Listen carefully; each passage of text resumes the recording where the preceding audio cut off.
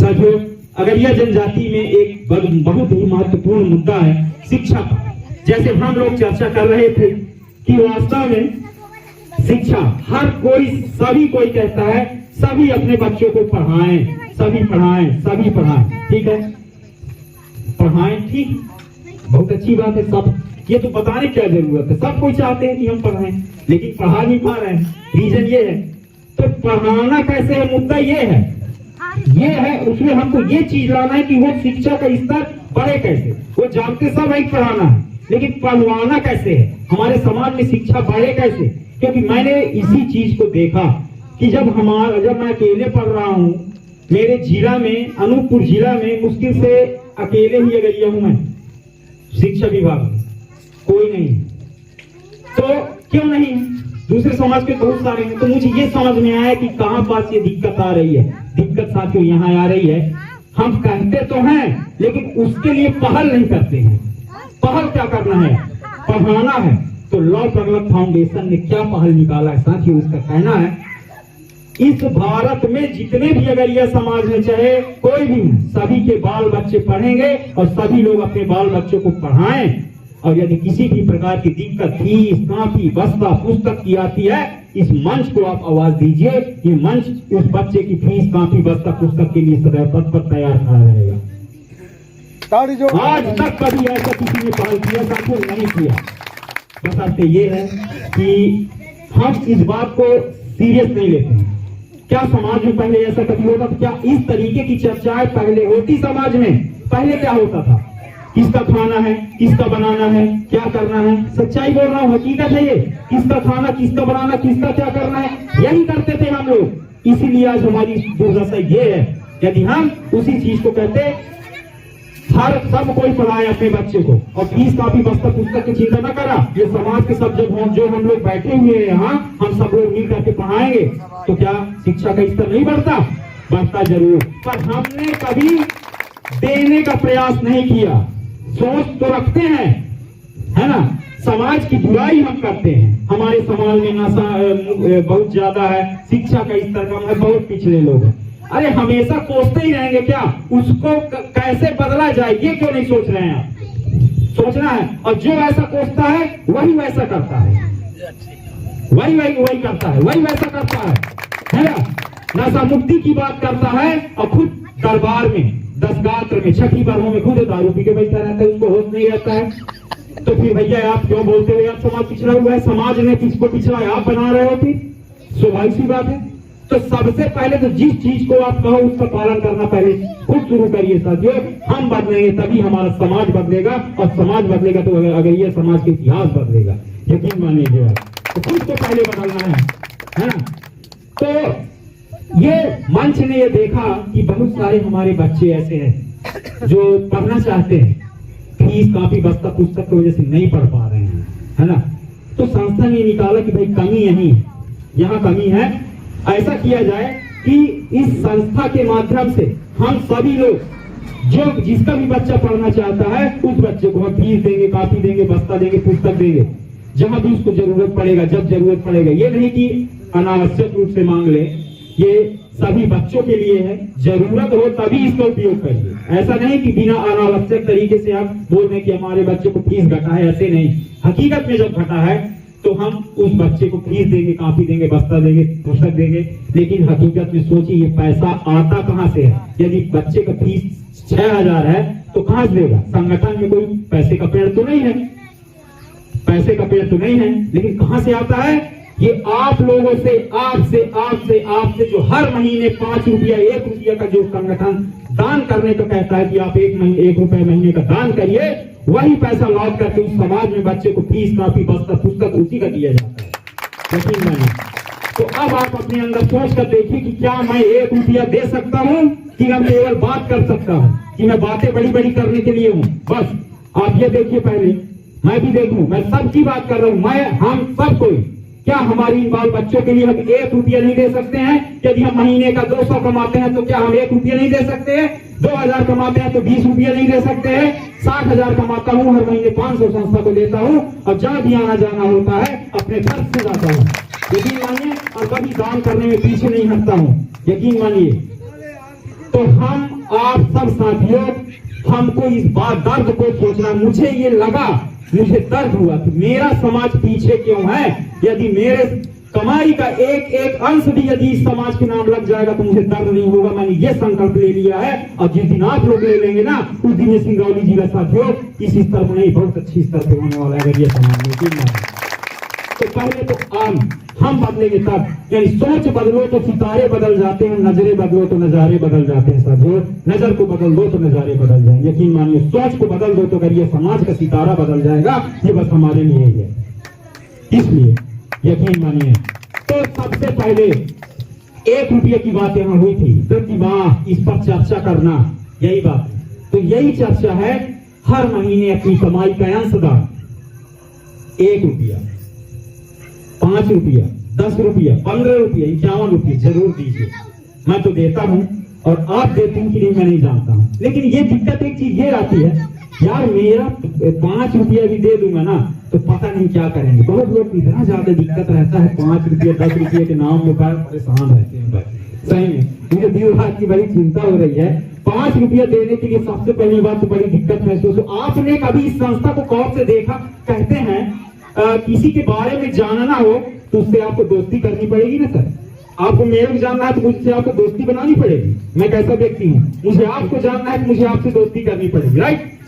तो आपको इसको जानना है ना, आपको आपके 5 रुपए को जानना है ना, तो इससे दोस्ती करिए ना सर, इससे दोस्ती करिए और इस मंच में आइए। जब आप इस मंच में आ जाएंगे ना, इससे दोस्ती कर लेंगे, तब समझ में आएगा कि मेरा 5 रुपया कहां जाता है। ठीक बोला है ना? इस तरीके से तो उस 5 रुपये का हिसाब कितने लोग 1 से 5 जनवरी के बीच में देख लेते हैं? मुझे हाथ खड़ा करके बताइए, मैं ये जानना चाहता हूं।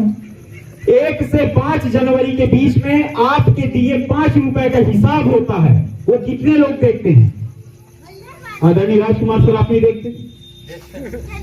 कैसे देखते हैं? मैं वही जानना चाहता हूं, कैसे देखते हैं, कहां से देख लेते हैं? हाँ बोलिए। गूगल पे। गूगल पे, अच्छा। मैं आपको बता दूं, आप सब आदरणीय साथी पढ़े लिखे लोग हैं, इसीलिए कहते हैं, इसीलिए तो आपको 5 रुपए का दर्द होता है, क्योंकि हम सब इतने पिछड़े हुए लोग हैं ना कि ना तो हमको कुछ देखना आता है, सुनना आता है, समझना आता है। हम लोग क्या है ना, आज के इस, बेटा चलो जल्दी तुम लोग उधर, आज के इस आधुनिक परिवेश में, आधुनिक परिवेश किसको कहते हैं? चांद तक पहुंच गए हैं हम लोग, वो डिजिटल है, आधुनिक है। अब हमको यदि यहाँ से 10 किलोमीटर भी जाना तो मोटरसाइकिल में जाते हैं, वो आधुनिक है। पहले जाते थे किसमें? रेंगते हुए, है ना, आधुनिक। अब आधुनिक हो गया। पहले बारात किसमें जाते थे? बैलगाड़ी में, है ना, गाड़ा फांदते थे, उसमें बैठ कर जाते थे पहले, है ना। हमारे पिताजी लोग की शादी ऐसे बारात लेके बताते, बेटा हम लोग ऐसे ही बारात गए थे, गाड़ा फांद लिए थे, मैं इसमें बैठा हुआ था और 4 लोग पीछे पीछे गए थे बताइए बारात लेके। और आज तुम लोग को बस चाहिए, मार्शल चाहिए, ये चाहिए, वो चाहिए। ये इसको कहते हैं डिजिटल एडवांस। आज के भी इस आधुनिक परिवेश में हम सोशल मीडिया यानी इस आधुनिकता से कटे हुए हैं, दूर हैं, हमको उसका जानकारी नहीं है, नॉलेज नहीं है। क्योंकि आपको बता देता हूं, हर साल जितने भी आप हर महीने जो भी आप दान करते हैं, वो पैसा किसने दिया, नाम सहित, और वो पैसे को कहां खर्च किया गया, नाम सहित, किस व्यक्ति को, मोबाइल नंबर सहित। 1 से 5 जनवरी के बीच में हम अपने व्हाट्सएप के ग्रुप में डाल देते हैं आय व्यय लिख के। इस बार का 35 पेज का आय व्यय है। किसने किसने देखा था? हाथ खड़ा करिए मेरे को। बस हो गया, बस हो गया ना, यही तो दिक्कत है। तो कहां से होगा? आपको जानकारी नहीं है। और एक चीज बता देता हूं साथ, यदि देखना है पिछले 3-4 साल का आय व्यय तो गूगल में www.agariya-samaj-sangathan-bharat.xyz ये हमारा वेबसाइट है, ऑफिशियल वेबसाइट है, उसमें जाइए। 4 साल के आय व्यय पड़ा हुआ है, उसको डाउनलोड कर लीजिए, प्रिंट करा लीजिए और आके खोल के बढ़िया पढ़िए कि आपने 5 रुपया दिए थे, मेरा नाम है कि नहीं है, और यदि है तो उस पैसे का कहाँ उपयोग किया गया है, किस बच्चे को फीस दिया गया है, किसको बर्बाद कर दिया गया है। ये सारी चीजें आप देखिए ना, है ना। भरोसा, विश्वास और एक चीज बताऊं, दान के कौनो गिनती नहीं हो, दान के कौनो गिनती नहीं हो, ठीक है ना। आप तीर्थ जाते हैं, आप मंदिर में जाते हैं, 500 रुपये चढ़ा देते हैं, ठीक है। कथा सुनते हैं, पंडित जी आते हैं, 1051 रुपया महाराज खुशी खुशी, लड़का भाई बिटिया कि कॉलेज में एडमिशन हो गए, खुशी खुशी दान दे देते हैं 1051 रुपया, ठीक है ना। तो क्या आप उस मंदिर के पुजारी से या उस पंडित जी से पूछने जाते हैं कि आप उसे 1051 का क्या किए? पूछे क्या आप कभी? नहीं। तो दान जब दिया जाता है तो निस्वार्थ भाव से दिया जाता है कि चलो भैया मैं दे दिया, आप दे दिए। देखिए, हमसे देने वाले से और लेने वाले से भी बड़ा एक और है जो आपको देख रहा है, देने वाले को भी और लेने वाले को भी देख रहा है, और उसका हिसाब होता है। चाहे आप भगवान को मानते हो ना मानते हो, जो मानता हो और जो ना मानता उसके लिए भी कहीं ना कहीं वो शक्ति है, या कि हमारे माता पिता का आशीर्वाद के रूप में वो शक्ति है जिसको पाप और पुण्य कहते हैं। यदि किसी की कमाई के 1 रुपये आप खा लोगे तो एक दिन उसको 1000 रुपए आपको चुकाना पड़ेगा, दिन मानिए आप। तो विश्वास ये होता है, विश्वास और पारदर्शी है ये मंच, लेकिन लोग ने इसको समझा नहीं। इसीलिए मैंने बोला साथियों, भैया मेरे को समझना है तो मेरे दोस्ती करनी पड़ेगी, तो इसको समझना है तो इससे दोस्ती करनी पड़ेगी, इसके मार्गदर्शन में चलना पड़ेगा। अपने हिसाब से आपको चलना नहीं है कि मैं बोलता हूं ऐसा तो ऐसा ही हो जाए, जी नहीं। तो पहले तो समझिए एक एक पैसे का हिसाब और किताब। बहुत सारे लोग तो बहुत लोगों को पैसा खा के भाग देते हैं, है कि नहीं? पैसा लिए ये करवाना है वो करवाना है करके फिर गायब हो जाते हैं। तो भैया आप समाज का पैसा दे दो, सीधी बात है। ये सारी चीजें होनी चाहिए। तो ऐसा नहीं है साथियों, ये एक रजिस्टर्ड संस्था है, लौ प्रगत अगरिया जनजाति भारत फाउंडेशन।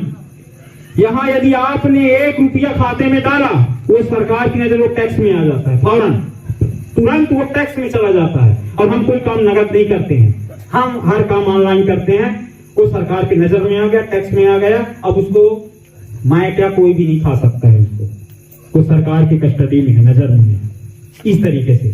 तो साथियों, ये है लॉ प्रगत फाउंडेशन का विश्वास और भरोसा। महीने का 1 रुपया दान जरूर दीजिएगा। क्या भरोसा, कभी मेरे बच्चे को जरूरत पड़ जाए, आपके बच्चे को जरूरत पड़ जाए, और उस समय आपको लगेगा काश ऐसा कोई होता जो मदद कर देता। कितना भी कोई कमाने वाला होता है, पर कभी न कभी ऐसा जरूरत साथियों अवश्य पड़ जाता है। यकीन मानिए, पड़ता है कि नहीं पड़ता है? पड़ जाता है। इसलिए ऐसा लगता है कि 2-4-5 हजार का मदद हो जाए। तो ये संस्था साथियों शिक्षा के क्षेत्र में मदद करता है। अब इसके बाद दूसरा सहयोग क्या करता है? लेकिन ये सहयोग सहायता उन्हीं व्यक्तियों को मिलता है जो इस संस्था से जुड़े हुए लोग हैं, सबके लिए नहीं। क्योंकि भाई अभी जैसे कि मैंने चर्चा की, भाई ये पेड़ का मतलब पैसे का पेड़ तो नहीं है ना, समाज का ही पैसा रिवाइंड होके वहां जाता है। तो जो इस संस्था से जुड़ करके इस संस्था को डोनेट करते हैं, 1 रुपया, 10 रुपया, 5 रुपया, उन्हीं को ये सहयोग दिया जाता है। ठीक है। अब अगला सहयोग क्या है? 10 गात्र सहयोग इस संस्था द्वारा किया जाता है। यदि कोई संगठन से जुड़ा हुआ व्यक्ति है, उसके घर में किसी भी प्रकार का शोक, सहायता, मृत्यु, कोई सूचना मिल जाता है, तो उसके परिवार को इस संस्था की ओर से चाहे 1000 रुपया हो, चाहे 1500 रुपया क्यों ना हो, उस परिवार को लव प्रगत फाउंडेशन की ओर से उस व्यक्ति के खाते में 10 गात्र के दिन चुपचाप डाल दिया जाता है, बिना कुछ कहे, जो इस संस्था से जुड़ा हुआ व्यक्ति है। अब मुझे एक चीज बताइए, आज तक क्या कभी ऐसा होता था? नहीं होता था ना, कभी नहीं होता था। अब उस 1500 की कीमत सोचिए, यदि वो 1500 मिल गया तो क्या हो सकता है? 1500 जो 10 गात्र में जो दाल लगा है, चावल लगा है, पतरी लगा है, कुछ भी कम से कम थोड़ा बहुत तो सहयोग हो जाएगा उस परिवार का। ये हमने पहले कभी नहीं सोचा, लेकिन इस संस्था ने अगर यह समाज में कुछ बदलाव, कुछ विकास के लिए, सहयोग के लिए कदम उठाया है। समाज का अर्थ क्या है? समाज का अर्थ यही है साथियों, एक छोटी सी भाषा में बात करूंगा कि समाज का अर्थ होता है समाज को बढ़ाना। हम सब समाज को बढ़ाएं, मदद करें, न कि उसको किसी व्यक्ति पर बोझ डालें। तो संस्था ये संदेश देना चाहता है समाज में कि हम प्रयास करें कि हमारे समाज के लोगों को किसी काम में बोझ ना पड़े, हम उनका सहारा बने, न कि सहारा बनवाएं, सहारा हम बने। किसी के घर में काम है तो सहारा हम सब समाज के लोग बने, उसकी मदद करें। दसगात्र सहयोग में संस्था ने कहा है कि लव प्रगट फाउंडेशन जो व्यक्ति संस्था से जुड़ा है उसको दसगात्र सहयोग राशि हम देंगे, ठीक है, हम देंगे उसको दसगात्र सहयोग राशि जो हमसे जुड़ा है। लेकिन एक मुहिम संस्था ने और चलाया है। क्या चलाया है? जिसको आज आप सब लोग हो सकता है पालन करते होंगे, वो आज कई जिलों में पालन हो रहा है और आपके लिए यहाँ भी हो सकता है होता होगा। पहले दसगात्र होता था, क्या होता था? चंदन पान हुआ, साफी हुआ, ठीक है, नारियल लिए, काम खत्म हुआ, ठीक है। लेकिन अब ये नवाचार क्या है संस्था के माध्यम से कि जो साफी प्रथा है, साफी प्रथा उसको कम करें, यानी खास लोग साफी बांधे। जैसे मेरे घर में कुछ हुआ तो मैं बैठा हूं, मेरे पिताजी मेरे भाई बैठे हुए हैं, पास में हम लोग बैठे हुए हैं, तो साफी मुझे कौन बांधे? मेरे जीजा बांधे, मेरे मामा बांधे, मेरे ससुराल के बांधे, सगे, ठीक है ना। लेकिन बाकी जो आते हैं वो सब लोग जितनी साफी बांधना चाहते हैं मेरे परिवार को, उस साफी की राशि ले आए और मेरे परिवार को दे दें, तो कैसा रहेगा? अच्छा रहेगा कि नहीं रहेगा सर? तो ये नवाचार करना चाहता है। क्या कभी ऐसा अगर ये समाज में कोई सोच रखता था ऐसा? कभी ऐसा बदलाव हुआ? नहीं साथियों, यदि होता तो आज हमारे समाज को में और कुछ होता। तो इस संस्था ने ये चलाया हुआ है और ये करना है। साथी को 200 साथी आ गया, एक मुंडी में बांध लिए और ये पूरे जनता को रख लिया, है ना। अब खत्म हो गया। अब जाइए उस साथी को दुकान में बेच के आइए, भला दुकान वाला लेता है कि नहीं लेता है? साथी नहीं लेगा वो। यदि उसके बदले पैसा हो जाता तो 15-20 हजार रुपए इकट्ठा हो जाता और उस परिवार का 10 लाख खर्चा निकल जाएगा। निकलेगा कि नहीं निकलेगा? तो अब आप लोग खुद सोच लीजिए मित्र कि क्या ये बदलाव करना जरूरी है कि नहीं है। यदि नहीं जरूरत है तो मत करिए, और यदि लगता है कि जरूरत है, करना चाहिए, हमारे समाज की मदद होगी, हमारा सहारा हो सकता है, एक परिवार का सहारा बन सकता है ये साफी प्रथा को हटाना, तो जरूर करिएगा। मेरी बात याद रखिएगा, इसको करना चाहिए। ये तो साफी पर बात हुई।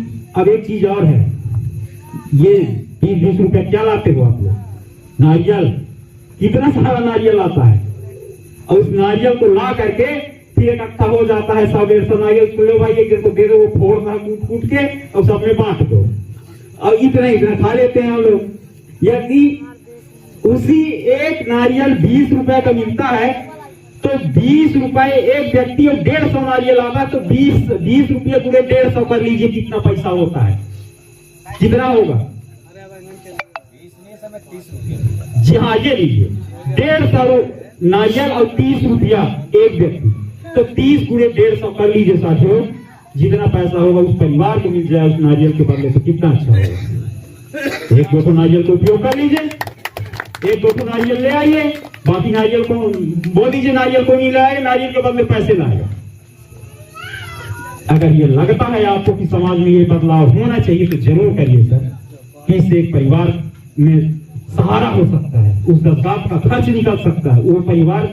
ये अब समाज हमारा आ जाता है, अब देखता है समाज में ये करना है भाई, 10 किलो दाल लाना है, चावल लाना है, टेंट लगाना है, रोटी लगाना है, बड़ा बनाना है, भजिया बनाना है, पूरी बनाना है, वो तो उल्टा 15-20 हजार कर्जा हो जाता है। समाज इसको थोड़ी जानता है इसके ऊपर कितना बोझ है। अगर थोड़ा सा बेचारा चूक गया किसी काम में तो उसको कोस देते हैं, अरे यार बताओ ऐसा हुआ तो ऐसा हुआ। लेकिन साथियों क्या बोला मैं, समाज का मतलब होता है किसी को सताना नहीं, बल्कि उसको आगे बढ़ाना, मजबूत बनाना, उसका सहारा बनना। समाज का अर्थ ये है, यदि हम किसी को, हमारे समाज में किसी को सताया जा रहा है तो हम उसके साथ न्याय करेंगे, ये सोच हमको लेकर चलना है। यकीन मानिए बताना पड़ेगा, ये अस्तित्व की लड़ाई है। तो ये लगातार इस संस्था ने ज्ञापन के माध्यम से माननीय कलेक्टर महोदय को ज्ञापन सौंप कर ये बताने का प्रयास किया है कि हमको विशेष पिछड़ी जनजाति का दर्जा दें महोदय, हमारा समाज की भी स्थिति सुधर जाए, हम लोग भी कुछ अच्छे स्तर में, हमारा भी एक नाम हो जाए, हमारा भी एक पहचान बन जाए, जिससे हमको समाज सरकार सब भूल चुके हैं, हमारा भी कुछ हो जाए, है ना। पीवी का दर्जा हमको दे दीजिए। अब चलिए ठीक है, किसी बात को रखने के पीछे उसका तर्क सही होना चाहिए। यदि आप कोई बात कह रहे हैं, ये कह रहे हैं कि ये बल्ब सफेद जल रहा है, तो उसको सिद्ध करिए कि सफेद कैसे दिखता है। आसमान नीला होता है तो हकीकत में आसमान नीला है, उसको सिद्ध करिए। तो हम कह रहे हैं अगर ये जनजाति पिछड़ा हुआ समाज है तो उसको सिद्ध करिए ना, तो उसके पीछे का तर्क सही होना चाहिए। तो हमारा तर्क ये है सरकार से कि महोदय आप सर्वे लीजिए, अगर ये समाज का, शिक्षा में लीजिए, व्यवसाय में लीजिए, नौकरी में और सामाजिक रहन सहन, ये 4 मुद्दों को आधार मान करके आप सर्वे कराइए पूरे मध्य प्रदेश में, अगर ये समाज का। और यदि आपको लगता है, हम झूठ नहीं कहते, हमको ये भी नहीं कहते कि हम आपको दे ही दो आप, यदि आपको लगता है कि अगर ये समाज इन 4 क्षेत्र में पिछड़ा है, तभी आप हमको विशेष पिछड़ी जनजाति में शामिल करें। क्या ये ठीक है कि नहीं? लड़ाई लड़ना पड़ेगा, लड़ाई लड़ना पड़ेगा, लेकिन गुस्सा के भाग देंगे यार, मंच छोड़ देंगे यार, जाओ तुम अध्यक्ष बन गए, तुम उपाध्यक्ष बन गए, तो ये कैसे बनेगा? ये एक ही लड़ाई है, ये एक ही लड़ाई है। बताइए, ज्ञापन सौंपने के लिए सिंगरौली जिला में कितने लोग हैं? क्यों नहीं गए आप लोग कलेक्टर साहब के पास? काम छोड़कर जाना चाहिए। कोई आधे से लौट के भाग जा रहा है, कोई अपने काम में बिजी है। इसके लिए है, यदि मिल जाएगा लड़ाई लड़ते लड़ते। आज आप उदाहरण देख लो, आप सन 1947 में देश आजाद हुआ, कितने सारे हमारे स्वतंत्रता सेनानियों ने अपने बलिदान दे दिया, सोचिए। लेकिन उस आजादी का स्वाद आज हम लोग खुद चख रहे हैं, आज वो इस दुनिया में नहीं है, सोचिए। लेकिन ऐसे भी लोग थे जो लोगों ने अंग्रेजों के साथ मिल करके हमारे लोगों से गद्दारी भी किया था, ऐसे लोग भी हैं, यकीन मानिए। तो आज ऐसा स्थिति नहीं है। ऐसा क्यों? हम लड़ रहे हैं, हमारा काम है लड़ना, हमारा काम है अपनी बातों को रखना, पहुंचाना। होना नहीं होना ये ऊपर हाथ में, पर कर्म तो कर प्राणी, कहते हैं ना, कर्म कर, कर्म करता रहे, फल मिलेगा, है ना। तो कर्म तो करना पड़ेगा सर, कर्म तो करना पड़ेगा। भीड़ लगा के जाइए तो सही, टाइम निकालिए। आज जिस समाज का में नाम पहचान आप लिए, जो हम लोग अधिकारी बने रहते हैं ना, समाज में जाते हैं, ये पेन लगाए हैं, ये देखिए कोट पैंट टाई है ना, ये किसकी देन है? मेरे समाज की देन है, यानी आप लोगों की ही देन है। इस समाज में मैं पैदा हुआ हूं, इस समाज ने मुझे नाम दिया, पहचान दिया, मुझे इस योग्य बनाया, और आज इस समाज के लिए जब कुछ करने की बारी आई तो मैं पीछे हट रहा हूं। इसका मतलब क्या है? मैं अपने माँ बाप को भूल गया हूं, अपने माँ बाप के लिए मैं कुछ नहीं करना चाहता हूं। ये समाज हमारा माँ बाप है, और ये सबका ही माँ बाप है, हर समाज का समाज माँ बाप होता है। तो कम से कम अपने समाज के लिए तो सर कुछ कर जाइए। आज जरूरत है, अपने अंदर समाहित करिए, इस सामाजिक प्रेम को जगाइए, एकता लाइए, अपनी जरूरत को समझिए इस समाज के लिए कि वास्तव में क्या चीज है। इस संगठन के माध्यम से हम क्या कर सकते हैं, कितना बड़ा बदलाव ला सकते हैं। कहीं ज्ञापन देने गए थे तो सुनने में आया था कि कोई बोल रहे थे डीएम साहब कि ये ऐसा करते रहिए, आपको सफलता जरूर मिलेगी, करते रहिए, बोले थे किसी को, शायद सीधी जिला में बोले थे, है ना सर। देख लीजिए, ये गए थे ज्ञापन देने, कितने लोग गए थे सर आप लोग? 6 लोग गए थे। अब सोचिए, सीधी जिला में 6 लोग हैं, अगर यह केवल 6 ही अगर ये हैं सीधी जिला में, सोचिए केवल 6 लोग ही हैं। मैं बार बार इस चीज, मुझे ये दर्द होता है, यकीन मानिए ये दर्द है मेरे अंदर, यकीन मानिए। मैं तो समर्पित हो चुका हूं, लेकिन जब तक आप समर्पित नहीं हो जाते, मेरे समर्पित होने का कोई अर्थ नहीं निकलता, यकीन मानिए। हाँ, क्या है कि एक जन का माथे कुछ नहीं होना है, कुछ नहीं होना है, एक बहुत बड़ी लगना पड़ेगा। ये एक मुहिम है, ये मुहिम है, ये चलना पड़ेगा। सोचिए, जब उनको लगता है, अधिकारी एसडीएम साहब को लगता है कि आप करते रहिए सर, आपको सफलता मिलेगी, तो हमको क्यों नहीं लगता कि हमको सफलता मिलेगी? सब ऐसे ही है यार, अरे कैसे ऐसे ही है यार, सब ऐसे ही कह देते हैं, जिसको देखो ऐसे ही है, हैं? ऐसे कहते क्या सुरेश सर? ठीक बोल रहा हूं ना? जहां भी हमारे समाज को दुख तकलीफ और समस्या आता है, वहां हम लोग एक साथ क्यों खड़ा नहीं होते सर? खंड खंड में बट कर मत रहिए।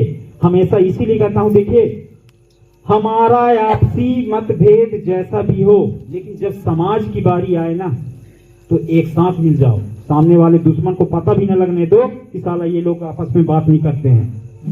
अब जिस समाज में हम पैदल ही हैं, जिसका नाम पहचान हम लेकर जी रहे हैं, क्या उस समाज के प्रति हमारा धर्म कर्तव्य क्या है? उसको हमको ये है कि हम उसको संरक्षित करें, उसको बचाएं, है ना। इसीलिए कहता हूं, नाम के पीछे मत जाइए ना, कर्म देखिए ना सर, वो कर्म व्यक्ति को महान बनाता है। बहुत लोग तो जलन में मरते हैं, ठीक है, अरे करना है सर। व्यक्ति की पहचान नाम से नहीं होती है। दशरथ अगर ये पहचान नहीं है, दशरथ का काम पहचान है, जो काम, लगन और निष्ठा जो मेरे अंदर है वो पहचान है। आप वो करके देखिए ना, आपकी पहचान कैसे नहीं होगी, आपका नाम कैसे नहीं होगा। ठीक है, आज मोदी जी को पूरे भारत में बीजेपी वोट देता है, उनका सीट बनता है, क्यों? उनका कार्य ऐसा है, काम कर रहे हैं, मेहनत कर रहे हैं अपनी पार्टी के लिए। तो आप भी करिए सर, आपका नाम पहचानो।